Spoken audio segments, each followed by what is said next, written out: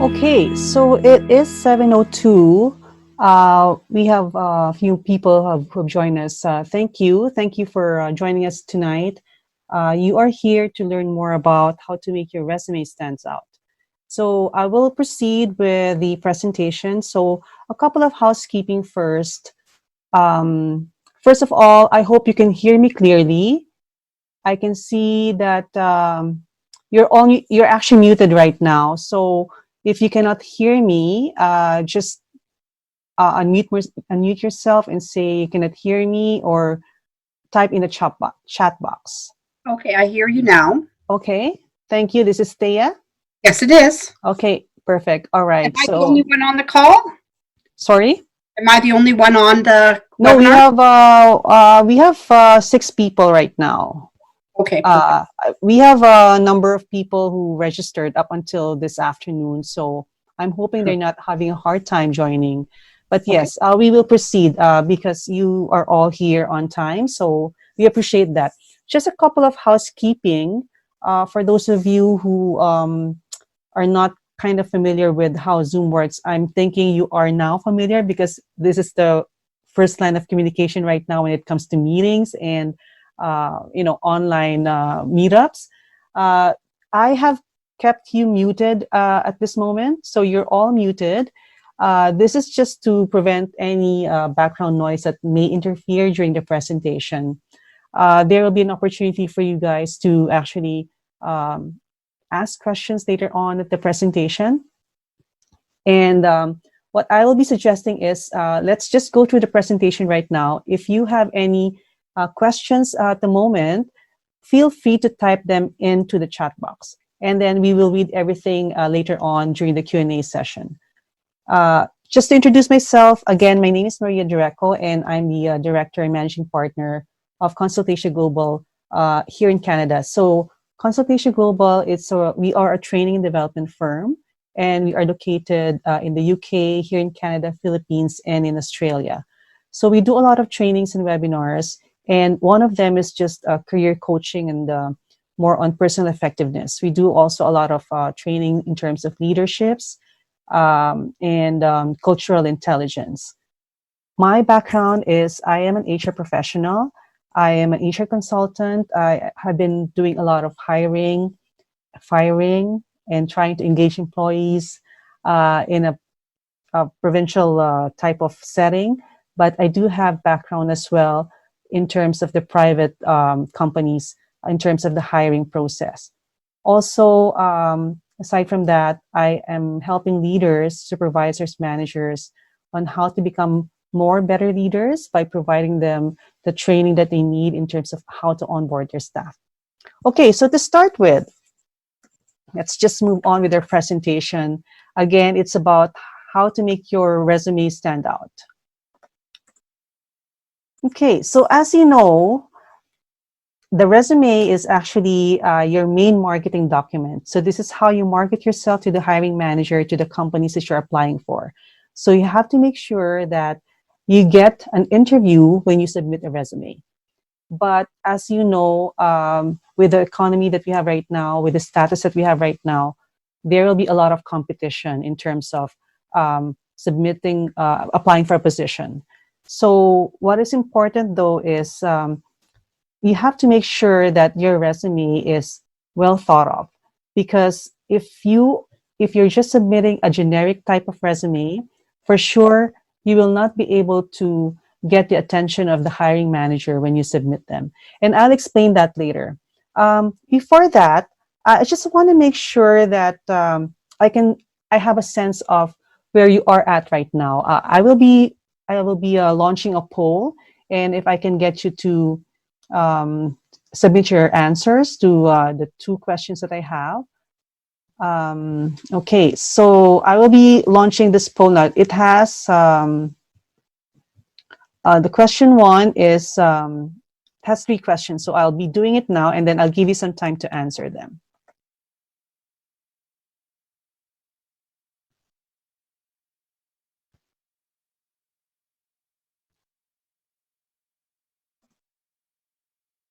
Okay, so poll one is it is asking you at what stage in your career are in at the moment? Are you a newly grad looking for work related to your education?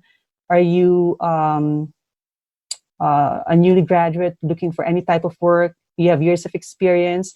You can, if you can try to answer one. I'm pretty sure it's just one of these categories that you belong to. So that's the first question, and then the second question would be about how long ago did you last submit or prepared and submit your resume for a job application?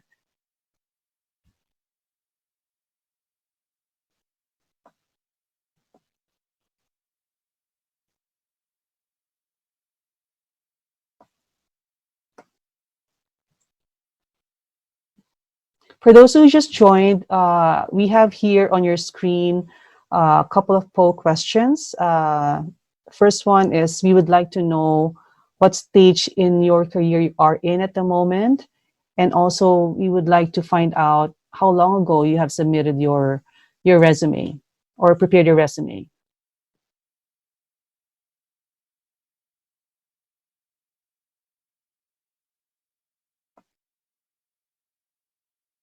Okay. Just a couple more minutes, few seconds, and then I'll end the polling so we can all see the um, the answer. So this is actually anonymous too, so we will not see who actually submitted this information. Okay, ending it in 5, 4, 3, 2, 1. I have a question for you. Sure. Okay, so I guess it disappeared. Sorry. You weren't able to Submit it. Okay. Yeah, I just clicked the. That's okay, but Yeah. I just wanted to know to move forward on with your next questions. If you have any more, how come it's not going? So what question did you see, Manal? I did see the one how long ago where you submitted your resume for unemployment, and also what kind of, I guess, how many years you've had, years if you're looking for the same kind of job or something in the similar. So I did see your 1 and 2, but it wasn't going. Oh, you weren't able to Submit them back to you. That's fine. Maybe I hear it when you were trying to submit it. So Maria? Yes. I have a question as well too. I'm not actually looking for work, so I couldn't answer that first one. I'm here to help people try to develop good resumes. So I'm here for that, but I'm not looking for work. Yeah, no, that's fine. This is not compulsory polling, so if you just feel that you wanted to answer, that's fine. If not, that's fine too. I just want to see and feel the participants where you are at the moment. So because it will help you really in terms of the information and what type of resume you should be using. Okay, so Manal, that's fine. You can just share that information later on during the Q&A if it's something that you feel it's relevant to share with the group. Okay, the third question, Manal, actually is what would you like to see in our next webinar? The first option is job search tips, and then the second is interview prep. So you can just type in what would you like to see in future webinars that we will be doing. Did you, Maria, did you put it in? Yes, it was included in the there was only polling. just two. There was only question 1 and 2. Oh, okay. But right now, I haven't seen it. Yeah. But right now, I see your poll question 2, and it has one couple of weeks ago after the COVID. So I do see your 3 question answers here that you have for creating and submitting your resume for a job application. But I didn't see. You didn't I see didn't the see third question. No, I didn't see it. Maybe it's a glitch with the system, but that's okay. I will be sharing the results now, so you will see the questions as well. Okay. Yeah. So, like for this group right now, this is the composition of those people who are in this particular webinar. So it's like a 50-50 people have answered that, they have years of experience and looking for a job that is quite similar or same to what they have right now. And then the other people are actually looking for promotional opportunities. And then for the second question, how long ago did you prepare and submit your resume for a job application? So most of the people who are in this webinar actually submitted their resumes maybe 1 to 2 years ago. One person submitted it more than 2 years ago. And then for the next webinar topics, some people are quite interested in both job search tips and interview prep. Okay, so this is helpful information for me later on when we, when I try to share with you what type of resume you should be using. Okay, so I will just stop sharing the results because we have seen the composition, the dynamics of the group that we have right now, and I'll move forward with our presentation. Okay, so just a refresher. Our webinar is not a very long webinar. My presentation is not a very long presentation because I wanted it to be more conversational. If I can be of help to those people who needed help in terms of how they really wanted to improve their job search through their resume. So again, resume formats, we have 3 types, and there will be some more information on what is the best resume for you to use when you are applying for a position. The first one is the chronological style resume. So this actually is the most common one if you have a lot of experience and you wanted to highlight your experience plus your skills. You will be highlighting your years of experience in a reverse chronological order. So that's a chronological one. The second one is the functional style resume. So the functional style resume, it actually focuses on your skills and experience rather than your chronological work history. So this is very ideal if you are changing careers, or if you have some gaps in your employment history, and if you wanted to highlight specific skills that is kind of, it will really stand out because that particular skill is the most fit for that particular position. You use a functional style resume. For those people who wanted to highlight both because they're actually in that position for a long time, and then they have a lot of experience, a lot of achievements to really highlight in their resume, the combination style resume is the ideal one to use. And later on in the slides, there will be a snapshot of what it looks like. So to start with, so this is an example of a chronological resume.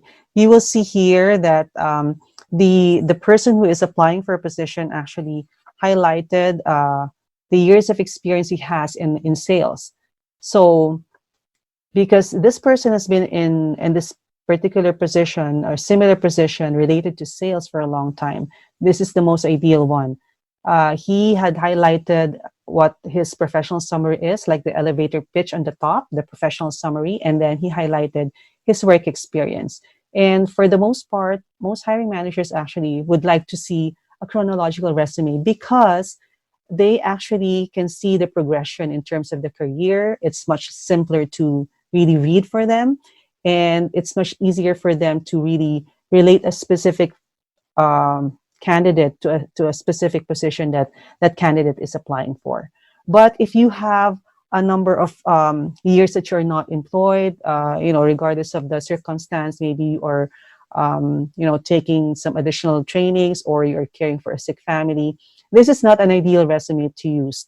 So also if you are a newly grad student, a newly graduate student just coming out of university, you don't have a lot of work history, so it's not going to be highlighted. You should not be using this one because it's not an ideal one for a recruiter to look at because no history is coming out. It's just more of ability, skills, transferable skills that you have and the education that you have.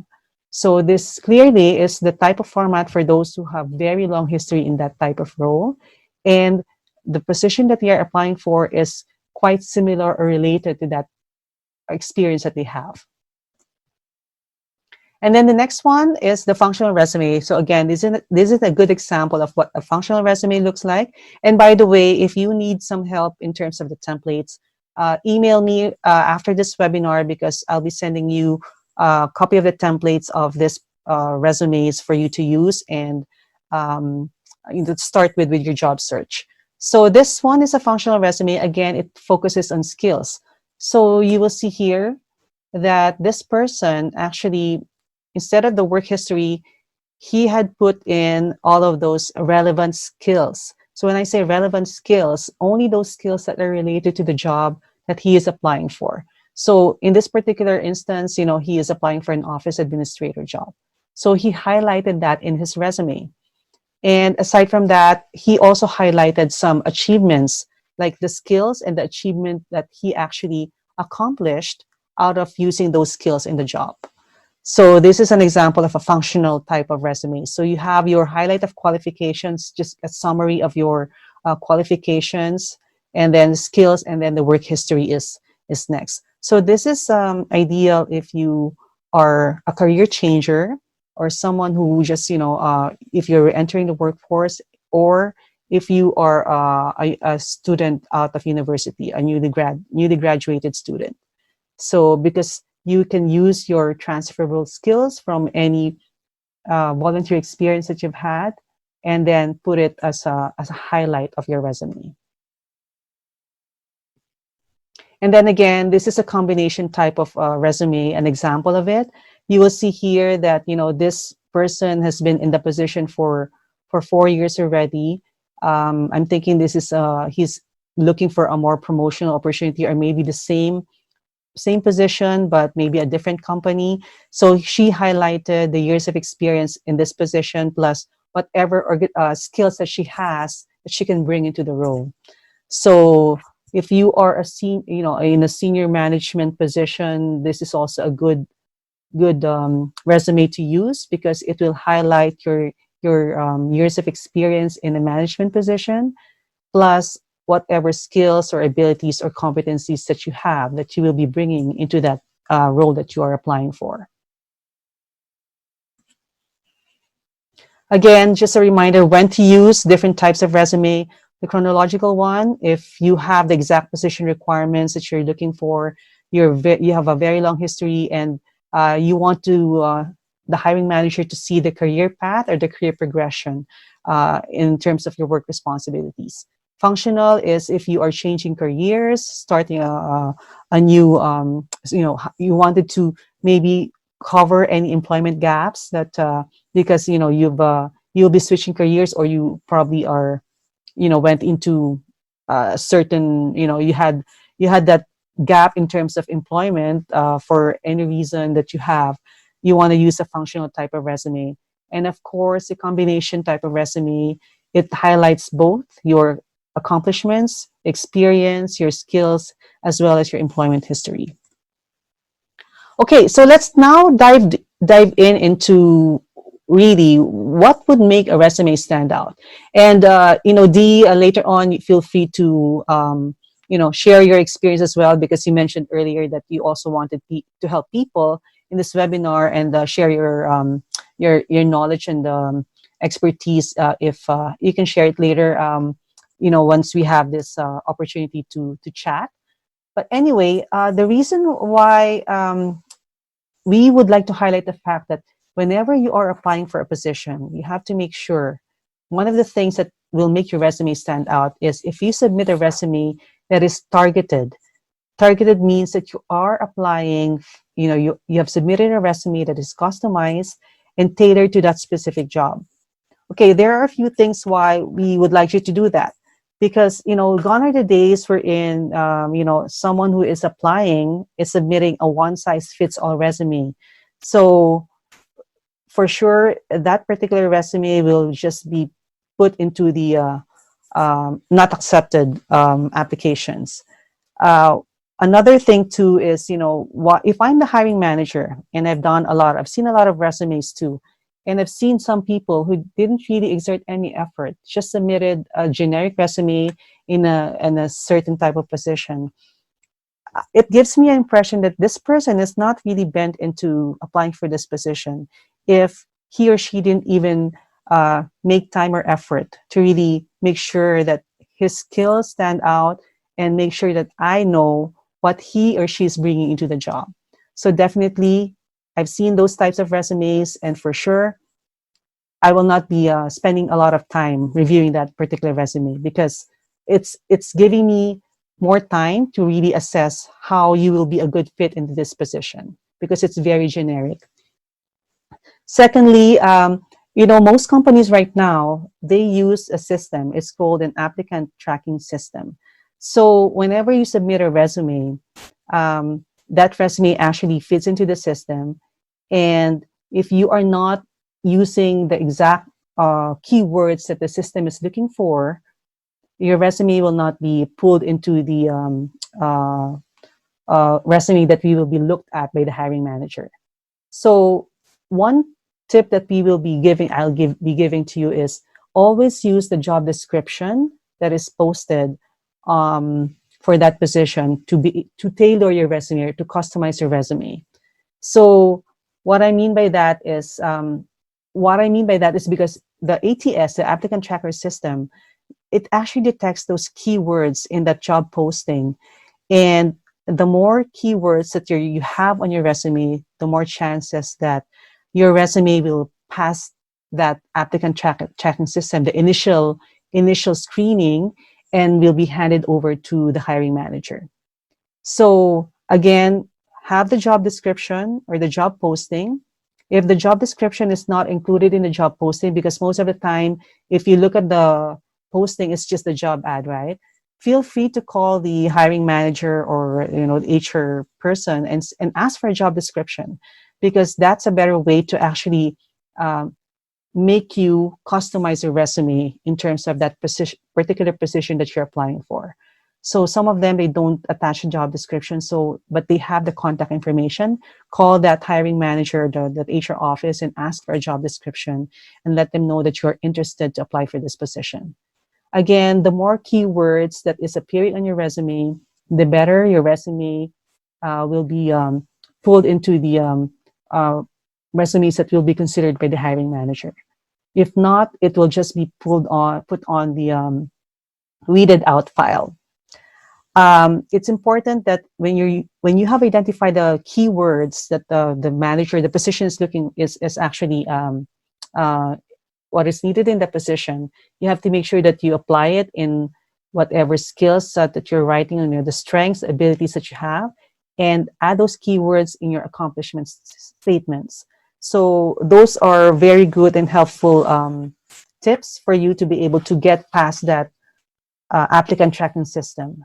So it's also very important, that in all your resume, you make a strong case. So candidates who make a strong case for their accomplishments in their resume and even in their cover letter go straight to the top of the pile. I can tell you that, because those are the resumes that I am prioritizing. If it's clear to me that, this person can do the job based on the resume, for sure, that will be on top of the pile. Aside from that, there's some also tips like, it's better to use a Word document format when submitting a resume, because the PDF actually is not very readable when it comes to that resume passing through that applicant tracker system.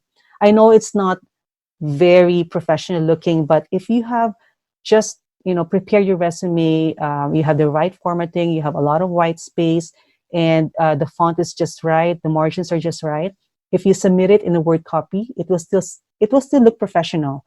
Most of us, for myself, I've used PDF before because that time the ATS is still not very used by a lot of organizations, because I like the look of a PDF copy. But it's just a good tip for you to know that the applicant tracker system doesn't read PDF resumes well. So it's lesser chance for your resume to be screened in if it's in a PDF format. And this is just based on the experience that I have, because we use an applicant tracker system too. Okay, so for this particular slides, this is just an example of more tips and tricks for you. So again, this is an ideal for me. If I'm the hiring manager, this is a good resume that for me to look at, because as a hiring manager, once I have the resume in front of me, I will only spend around 6 seconds to just read, not even read, just scan through the resume and see if this resume is worth my time to really look at later on, right? So look at this format. It's clear, it looks professional, and you will see here that there is a right order. The information is in the right order. So one of the tips that I'd like to give to you is make sure that you have a resume title. So it could be the title of the job the posting, or the job that is in the posting. Use that one if you're applying for that particular position. Again, this is a helpful tip if you want your resume to pass through the applicant tracker system. Because again, this is a keyword that the system is looking for. And then open strong, like this portion here, because this is your elevator pitch. The first 15 to 20 words of your resume are very important, because that's how long you will usually have a hiring manager's attention. So start with a brief summary of your expertise, and then you'll have the opportunity to expand on your experience further down on your resume, and even in your cover letter. But for this one, just a brief summary of your expertise and your skills. And then, get the order right. So again, if you're switching careers, if you're a career changer, don't put your work history here at the top of your resume, because especially if your current work is not relevant to the position that you're looking for, that you're applying for sure, the hiring manager will just see this first number of, the first half of your resume, and if he or she sees that this doesn't fit the position, it will just be on the not considered pile.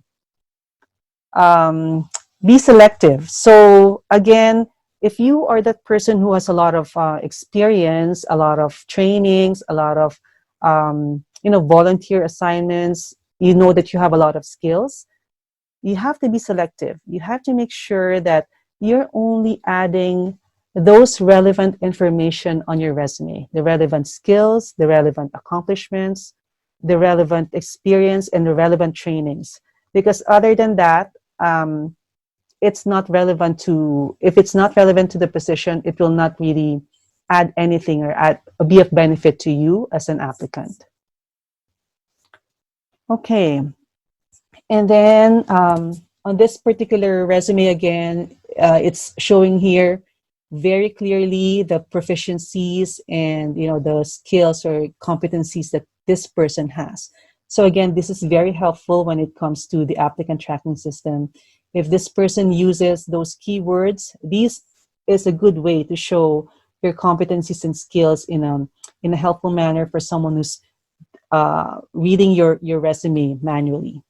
It's very clear to me that you have, this person has the skills and abilities of someone who is applying for perhaps it's maybe a chef, or someone who is applying for a higher position in a restaurant. And then very important too, when you're writing down your experience, so under your work experience, you only not write your responsibilities, but it is important for you to highlight your accomplishments. So anything that is measurable that you have done at your work, you have to include it, because this will increase your chances of being noticed, like your resume is being noticed, and the hiring manager sees that this person can actually do the job. Another tip too, when it comes to writing down the year, so usually you put here the title of the position, the company that you're working for, and then the years of experience. There are some companies, there are some organizations that they're very particular when it comes to years of experience. For example, if you're applying for a government position, in the government, they have what they call the minimum recruitment standard. So the minimum recruitment standard is it includes the education and the years of experience. So it will be very helpful for someone who is looking at your resume to say that you have met the experience portion by including specifically, what year you started and what month you started. Because in the government, they are quite particular in terms of, okay, so if I say that I started as a floor manager, for example, in this particular example, I started as a floor manager in 2016 up until 2020. So if I'm the hiring manager and I'm applying for a position, in a related to a position in the government, and we're looking at the minimum experience, I will not give you, if from 2000, let's say you started in 2016 to up until present. So that could be around what? Close to 16, 17, 18, 19. So like 4 years already, 4.5 maybe. I will not give you that 4.5 years. I'll only give you 4 years, because I don't know when you started. So that's just one tip. And this is mainly for a position that if you are applying for a government position, because they have this minimum recruitment standard, the minimum experience and the minimum education, and they're always looking at both. So again, very clear in terms of when you started, include the month. Not, you don't have to include the day when you started, but just the month and the year. And this is one tip for those companies that are looking at the experience and the education. You will know all of these if you read at the job description, or not the job description, but the job posting. For the most part, companies are quite clear in terms of what they're looking for. And you have to be diligent, and you have to follow that, whatever they're looking for, you have to put that in your resume. It will increase your chances of your resume being noticed. And then, make your resume readable. Make sure that, there are some white space. It's not compact. You use the right font. Usually, the font is, don't use those very fancy font. Like this one, I think this is Arial, Calibri, Times New Roman. Those are the standard fonts that it's very nice to look at when you are doing your resume, when you are preparing your resume. The size of the font should be 11 upwards. So don't go below 11 when it comes to the font, because it's going to be very small, very hard for people to read your resume at. Some people ask, they say that you only need to have one page of a resume. I haven't seen any experienced person who was able to present his or her experience and accomplishments in just one page.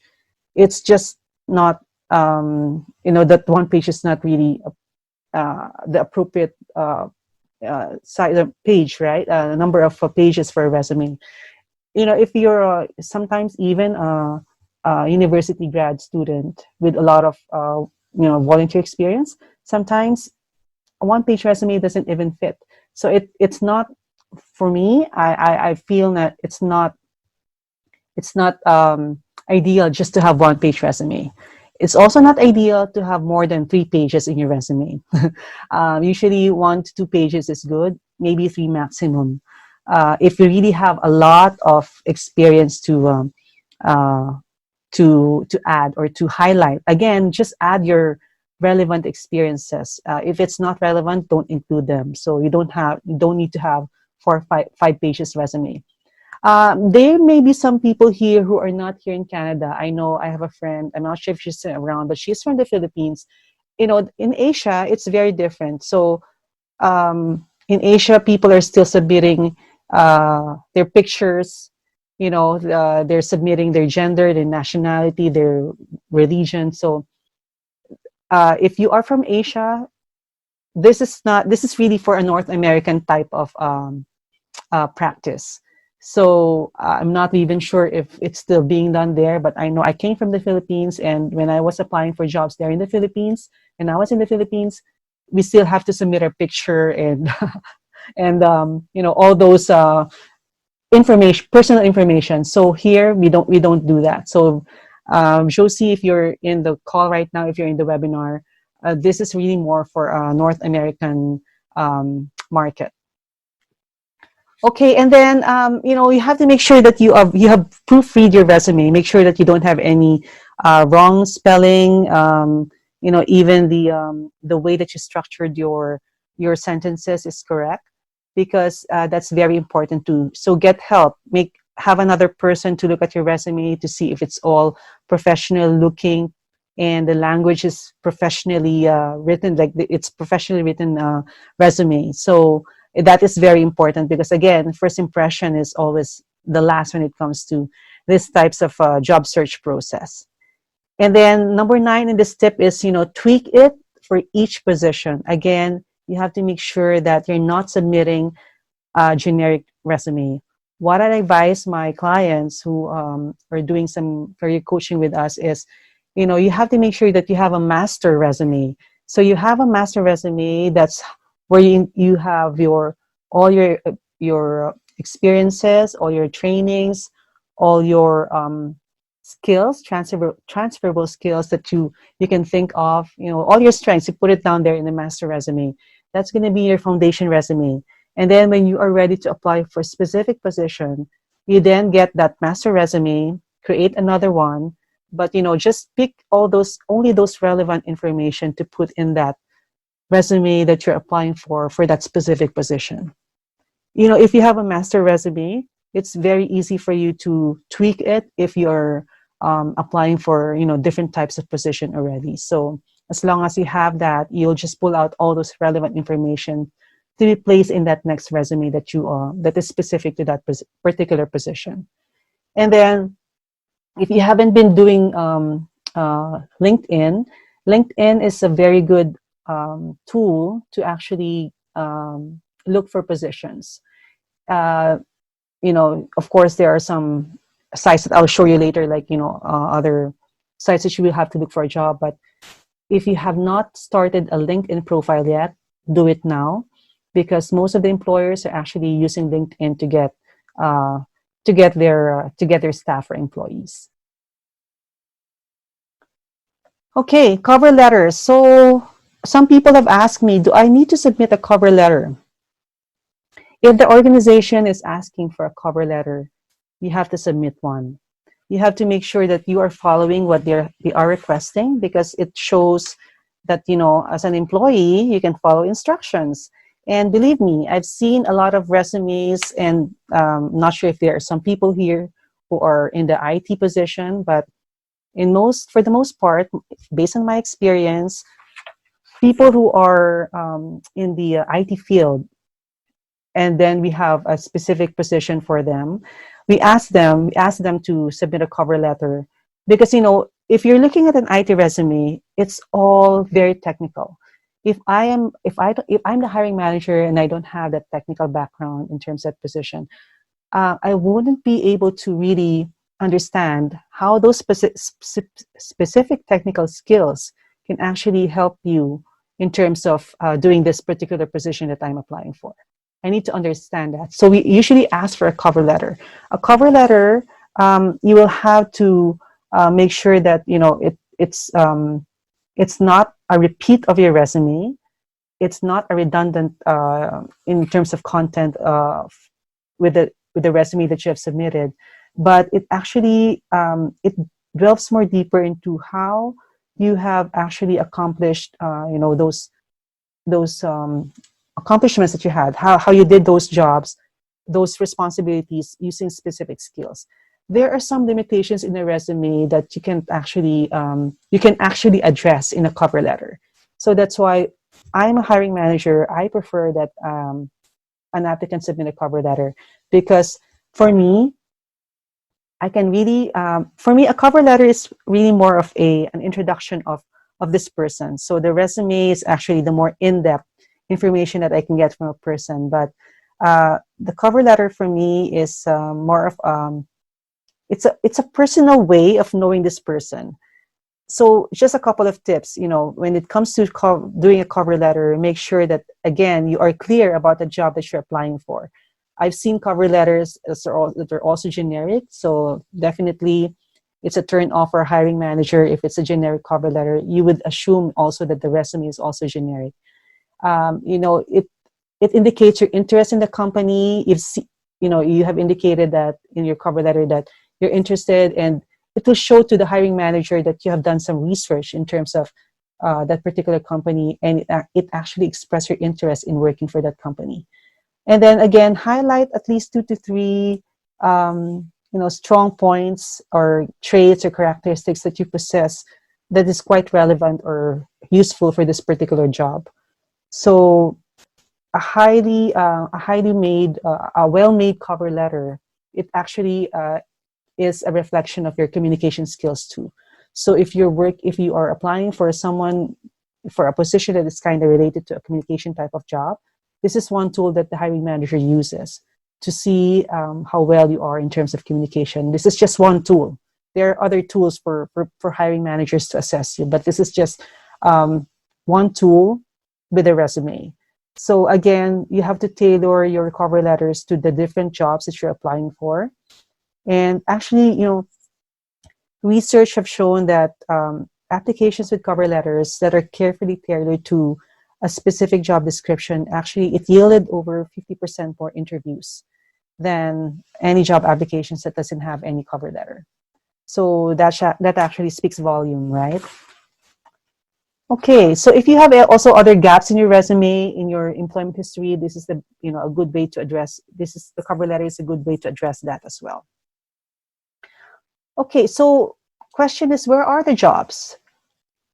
I understand we are actually in a very hard situation right now. Businesses have shut down, but there are still companies that are hiring. You just have to search for it. And again, I put here some suggestions on where to look for it. So company website is one. One of the reasons why I'm recommending that you do a targeted job search is because right now it will give you an opportunity to really think of which companies that you wanted to really work for, right? So if you look at the company's website, just target maybe 10 to 15 companies that you wanted to work for. Look at their website and see, directly, if they have some job postings there. Job boards like Indeed, eluta.ca, those are example of job boards that are still hiring applicants, getting applicants for specific positions. If ever there are virtual job fairs, right now because of the lockdown, we cannot go out. In-person events have been canceled, but look for virtual job fairs. I'm pretty sure there are some companies or organizations that are still doing this if they do have positions to fill for. Another option is to network. So if you have the ability to attend events, conferences, network, because this is one way to meet people and let them know that you're interested or you're looking for a job. And who knows, that person might have something for you or might refer you to an organization that person knows is hiring right now. And then, of course, the LinkedIn profile is very important. So if you haven't had any LinkedIn profile yet, start creating your LinkedIn profile now. Actually, right now, most of the jobs, it's very easy to search for jobs in LinkedIn. So if you have an account, you just search for jobs. You can filter it by location. It will all show up. I see it. They're very helpful. In fact, it's a one good place to start with, LinkedIn. By the way, I'm not an employee of LinkedIn. It's just that I feel that there's a lot of value in LinkedIn when it comes to job search. Okay, so what's the plan right now? If you are looking for a job that's similar to what you have right now, maybe because you're furloughed or laid off. Or if you're ready for a promotional opportunity and you wanted to, start looking now, you should have a plan. Again, I mentioned to you, target at least 10 to 15 companies that you wanted to work for, research them, see if they have some vacancies, and that's where you start. If they're accepting applications now, submit your application, your resume now, because it's better to submit early than go back and then only to find out that the job posting has closed. And then another plan too is there are some jobs that, maybe you have a very technical job, or you are in a career in, you have years of experience already, but right now there is nothing for that particular position that you wanted to look for. Consider applying for an interim job while you're working on a much longer goal for your career. Um, right now, we all have mortgages, we all have loans. It is important for us to have income coming in. So, if you are that person who's looking for a job right now, consider, an interim job, because an interim job will actually give you additional experience, right? If this is something that you feel that you can do, even though you feel that you're overqualified, but you're able to do the job, go for it, because it's going to be a new experience for you. By the time that you're ready again to apply for that particular career that you are looking for or wanting to apply, you have an additional experience to be added on your resume.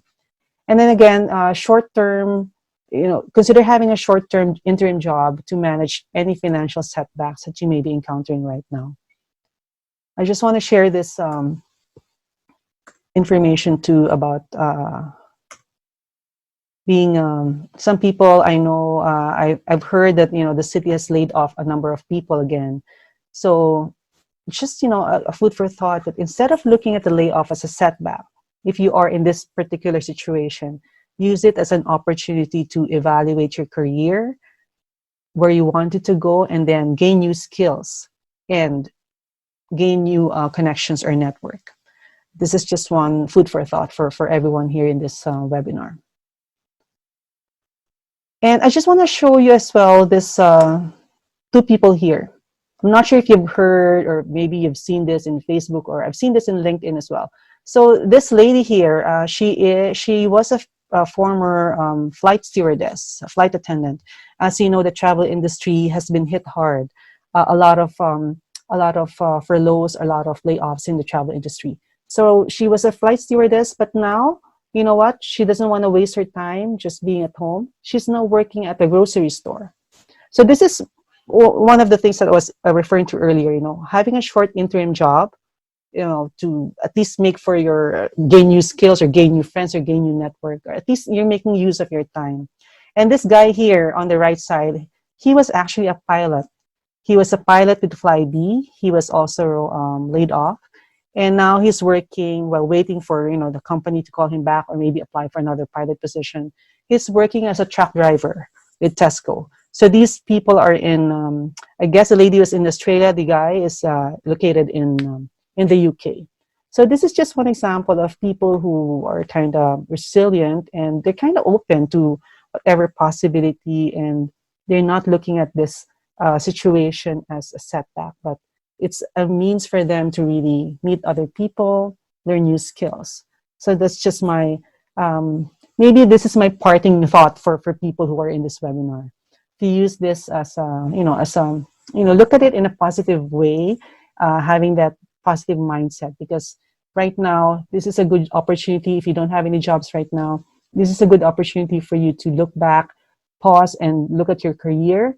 Maybe take advantage of any training that the government might be providing or funding to, elevate your career or your profession, to yourself, your career, elevate yourself, or level up yourself. Okay, so this is actually my last slide. So I will be unmuting everyone, and we can have a chat. Hold on. Oh. Okay, so any questions? Oh. Yeah. Can't really joke around too much with them. Yeah. Okay, so you well, some of you are unmuted. We did a thing. Oh. Do we have any questions from the group? I have one for you, Maria. Yes, who is this, please? It's Manel. Hi, Manal. Go ahead. You had indicated previously you want us to email you, so you can send us templates. Would you be posting your email somewhere? Yes, here. Hold on. Okay, so yes, this is my email address. Can you see it, Manal? Yeah. Yeah, so just email me and I'll send to you templates, the functional and the chronological type of resume templates. Okay, awesome. Thank you. You're welcome. Any other questions that you may have? Any thoughts? Is Dee still around? Maybe you can share some of your expertise because you mentioned that you wanted to help people too. You know what, guys? Usually we do career coaches. This is just me trying to help people who are kind of needed help right now. But usually this is part of a program that we have with Consultatia as part of our career coaching. But right now, just giving out this information because I know people have, not a lot of people have, are very good in terms of resume preparation. And maybe some of you have done it, a long time and things have changed. So this is just one way to provide that refresher for people who are here. Okay, so no more. I don't see any other questions on the chat box, and we still have a few minutes to chat if you guys are okay with that. Any other thoughts, comments, feedback? I have a question. Sure. Who is this, please? This is Dee Dee. Hi, Didi. Can companies dictate which style of resume that they would prefer to have? And how would they do that? If you see an ad in the paper or online somewhere, it doesn't say they want this in a particular format. No. So can companies actually discard resumes if they're not in the format that they choose? Well, really, there's no, you're right, there is no written rule saying that, we prefer this, but it depends on the person who is looking at the resume. If you're looking at 1,000 resume, you need to have a process in terms of, you will not be looking at all those 1,000 resumes, especially if the resume is not well written and it's not clear to you how this person can actually do the job. So people have their own ways or processes that they follow. It's not a written rule, but these resumes are recommended based on my experience because I'm hiring people too. So these are the recommended types, for your resume to stand out or to be looked at by the hiring manager. Because if I have 1,000 applicants here and, the employer, the manager who is hiring in this position wants a person next week, I will not have time to look at the 1,000 resumes. So the applicant is doing themselves a favor by ensuring that, whatever is best for the hiring manager to really look at the resume and see that, okay, this person can do the job based on this, because it's much easier for them to understand and to read. That person is doing themselves a favor, like that applicant is doing themselves a favor. But to answer your question, companies cannot dictate. It depends on the person who is looking at the resume. Okay. Well, I'm an employment liaison worker. Mm-hmm. So I do have a clientele of people that I try to help find work. And this was before COVID. Mm-hmm. And so at times I had like 80 clients. Pretty much looking for work in the oil and gas industry, the trades kind of thing, and for shutdowns, for example.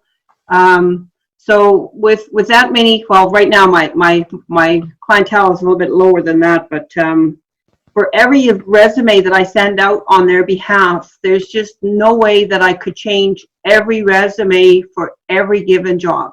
There's just no way. So in some cases, yes, I have to kind of generalize and make sure that it covers enough information that I can send that same resume off to 2 or 3 places, right? Rather than having to look at what the wording is and stuff.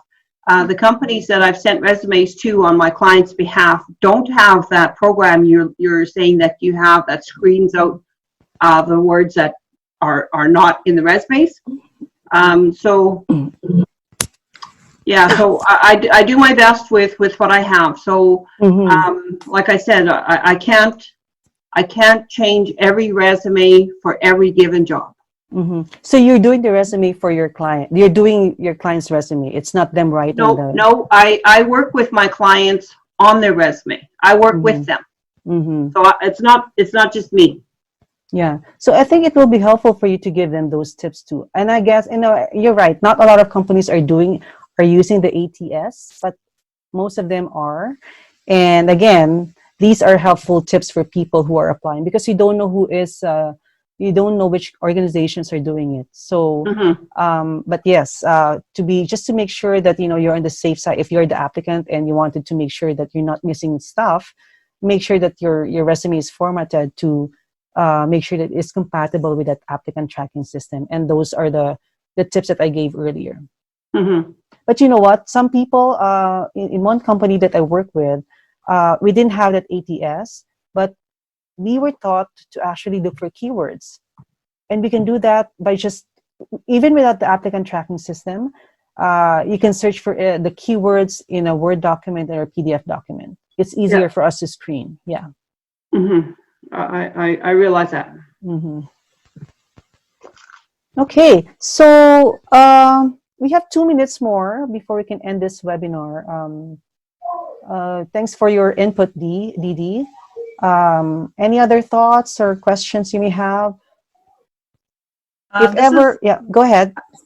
Just as like a takeaway, I do like how you laid it out, where chronological is usually the best if you're sticking in a career and you're applying for jobs that are very similar to your experience, because they can directly see how, if you're applying for a manager position and you were a manager, they see those direct links. But I like how you said like a functional resume could help. Like, for instance, the girl who's a pilot, and she's looking at a grocery store. She's probably never worked at a grocery store before, never know, right? Or a cashier, but she's able to use the functional format to put, customer service and providing excellent customer service through the airline, and how she can apply that now being customer service representative in a store setting. That's right. Yes. It's the transferable skills that you wanted to highlight in those resumes. So that's why there's really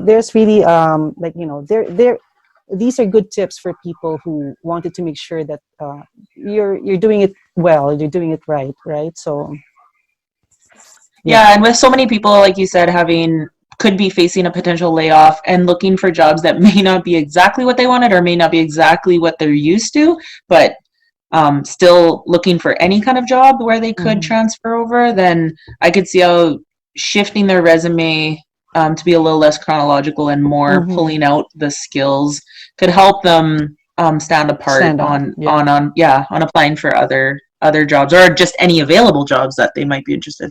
That's right. Yeah. Thank you. Thank you. I think I tried emailing you, and I don't know if it went through. Oh, I think it came back undeliverable. Yeah, I just want to make sure your email's correct. Yeah. Maria@consultationglobal.com. Okay. And who's this? Sorry, I didn't catch your name.